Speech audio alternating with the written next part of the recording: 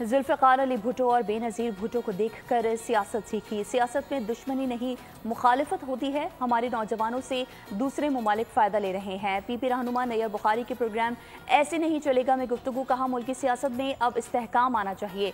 Social media पर किसी की तौहीन नहीं होनी चाहिए। मुल्क की बेहतरी की जिम्मेदारी सिर्फ हुकूमत पर नहीं है। पीपल्स पार्टी की बड़ी कामयाबी 18वीं तरमीम है। हमने पॉलिटिक्स जो सीखी देखी वो कायदे-ए-आवाम शहीद जुल्फ़िकार अली भुट्टो से देखी, मोहतरमा बेनज़ीर भुट्टो साहब से देखी और जनाब आसिफ अली ज़रदारी साहब से।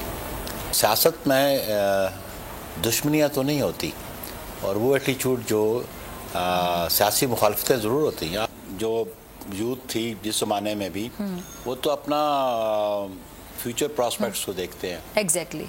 और जब उनको अपना प्रॉस्पेक्ट फ्यूचर का नज़र बैरून मुल्क नज़र आता है तो वो फिर वो माइग्रेट करके चले जाते हैं। ये किसी का कोई हक नहीं है किसी की तौहीन करे बजरिया सोशल मीडिया, जातियात पे हमले करें, जातियात पे हमले करें, गालम गलोच करे।